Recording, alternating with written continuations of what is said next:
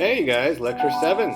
This is actually the last lecture of chapter 23. We're going to divide this into two parts, and it's the last time you're going to hear that intro song. I'm switching it up.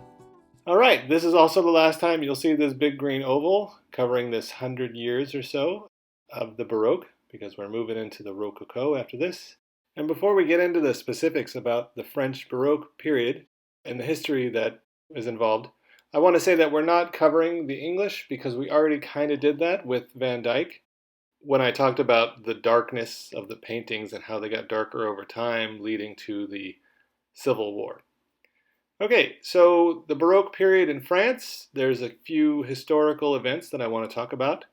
The first one is that Henry IV was assassinated. And when we talked about Rubens, remember that video you watched about Marie de Medici, she was marrying Henry IV. And he was assassinated in his carriage, and the assassin was able to get into his carriage because of the traffic congestion caused by the coronation of Marie de Medici.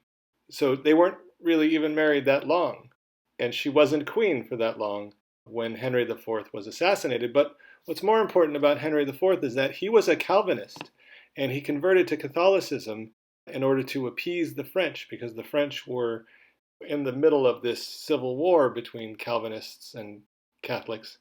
And he created a doctrine of tolerance so that France would sort of have this period of peace. Now, it was a different kind of peace. It was, instead of this kind of religious battle, it was more of a nobles killing nobles kind of a thing that was happening at the beginning of the 1600s, and we'll go into that. But he did sort of tamp down the religious battles that were happening in France. So after Henry IV was assassinated, his son was supposed to take over, but he was a child. And so Marie de Medici, who was an Italian and a member of that family from Florence that basically bankrolled the Renaissance, she ruled with Cardinal Richelieu, who was a minister of France, as regents for Louis XIII. Eventually, Louis XIII got tired of his mother's political intrigues and exiled her, and then he ruled with Richelieu. Together, Louis XIII and the Cardinal established the Académie Française. Ending the revolt of the French nobility, they systematically destroyed castles and defiant lords and denounced the use of private violence, which means like dueling or carrying weapons or maintaining private armies, because there was this idea of you could overthrow the king and maybe be the king yourself, and they put a stop to that for a while. By the end of the 1620s, Richelieu had established the royal monopoly of force as the ruling doctrine, and Louis XIII was known as Louis the Just, but it was marked by struggles against the Huguenots and the Habsburgs, who ruled over Spain and the Holy Roman Empire. So there was a lot of sort of political intrigue, but mostly it was a guy trying to sort of maintain power. So he dies, and then his son, who we know as Louis XIV, is only 4 years old when he takes over. And just like Louis XIII, whose mother helped rule, Louis XIV's mother, Anne of Austria, helped him rule. And just like how Louis XIII had Cardinal Richelieu, eventually Louis XIV has his own minister, Cardinal Mazarin, who's helping his mother. And Louis's childhood is one of the reasons for why everything happens in France after. So what I'm trying to do is establish like the look of the art and why it looks the way it does. And the reason it does is because Louis picked up on his father's idea of sort of crushing all rebellions and maintaining total rule. And why he did this was because when he was a child, there was this thing known as the Fronde, which were princes of the blood that were fighting over who would become the next king when it should have been Louis XIV. And there was a series of civil wars between 1648 to 1653, and eventually Louis XIV was the one who emerged as the ruler. This leads to absolute monarchy in France, which means all decisions rest upon one person, the king. He was unable to trust his nobles because he didn't know if they were going to revolt or not. So he came up with this entire system of keeping an eye on them, which was different from everybody else. The first thing he did was he left the Louvre, which was a palace at the time, and because being in Paris it was hard to sort of protect yourself from all of the different assassins that were sent. So anyway, we'll get into that in a sec. But the last thing I want to talk about is Charles Lebrun, or Charles Lebrun, if you want to say it that way. He founded the Academy of Royal Art, an academy had a hierarchy, and there were members, and it was a strict system of education, and it ensured that the arts were devoted to the glorification of the king. And there was a royal style that was enforced, which led to a rejection of the Caravaggio or Caravaggesque style, and devoted itself more to a classical style, like the ideals of ancient Greece and Rome, or that of the Carracci brothers that we looked at when we first started this class, when we looked at classicism versus naturalism. Okay, so since we're at the end of the Baroque period, I thought it would be interesting to sort of show all of the highlights of the things we looked at. Caravaggio, Rubens, Bernini, Rembrandt, Velázquez, Vermeer. Today we're going to look at some works of art from Poussin and Latour. We're going to spend most of our time on Versailles, and we'll spend a little time talking about Louis XIV's legs in that portrait of him. Okay, so we're in France, and we have studied art from Italy, Spain, Belgium-ish, the Netherlands. And the interesting thing about going to France is we're kind of going to stay here almost for the rest of the class. I mean, after this point, Paris becomes sort of the heart of the art world. I mean, we will look at paintings from England or Spain, but every time there's like a new art movement, it's going to come out of France for a really long time. Let's begin with this painting of Louis XIV by, it says Hyacinthe Rigaud, but it's definitely not pronounced that way.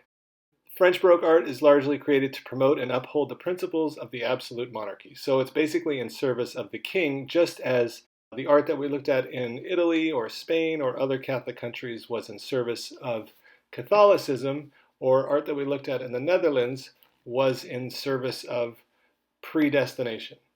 So Versailles, if you don't know, is a palace in France, and it's a statement of power and the king's absolute control, and we'll look at many examples of it.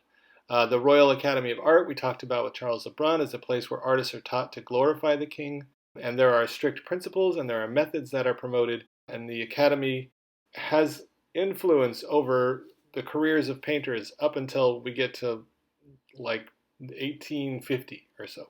So your book mentions his legs, and it does seem like he's kind of showing them off. And the funny thing is that he was proud of his legs.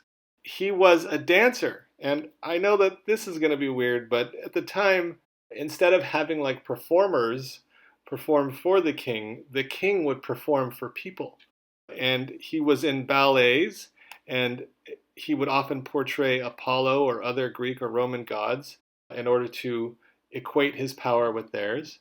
The ballets had two goals: to show his power in defeating his enemies during the Fronde, which were the civil wars when he was a kid, and his role as an absolute monarch, and show the others in the court that he was in control of how things should look and be. He was the arbiter of taste for Versailles.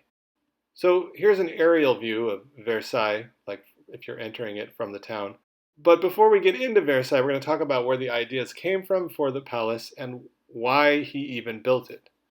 Before Versailles, kings would travel from chateau to chateau, and they would rely on different nobles to provide housing for them. And so you would spend your winters in the south of France, or you would go hunting at somebody's palace. Basically, you traveled the country, and the court sort of traveled with you to each of these palaces. But because he wanted to display dominance, he made it so that you come to me. I'm not going anywhere. Everybody comes to me. And so he built this enormous palace, which housed like thousands of people, to show, I don't travel to you. You come to me. This is me controlling all of you. And it was his way of also controlling the environment, right? Because if you go to a different palace and you're not familiar with it, then some assassin can sneak in a side door or something. So that's why he built it. But now I want to talk about why it looks the way it does. What was his inspiration for Versailles? And we have to go to a smaller little castle outside of Paris, Chateau Vaux-le-Vicomte, to talk about the architects the interior designers, the landscape designers, and the guy who built Chateau Vaux-le-Vicomte. So the architect of Chateau Vaux-le-Vicomte was Louis Le Vau, who was the architect of Versailles. The landscape designer was André Lenotre, who was the one who designed all of the landscape stuff for Versailles. And the person in charge of how the interior looked and all of the paintings and the ceiling paintings and all that stuff was Charles Lebrun, who is that same guy who founded the Royal Academy of Painting. And so by working for Louis XIV, he was able to cement his place in sort of helping set what was acceptable for art in France. If you look at Chateau Vaux-le-Vicomte, you can see an early sort of prototype of Versailles. And one of the problems was this was before Versailles, and this was while Louis was traveling from place to place still. He was jealous that there was this beautiful palace with all these amazing designers, and they weren't working for him. They were working for Nicolas Fouquet.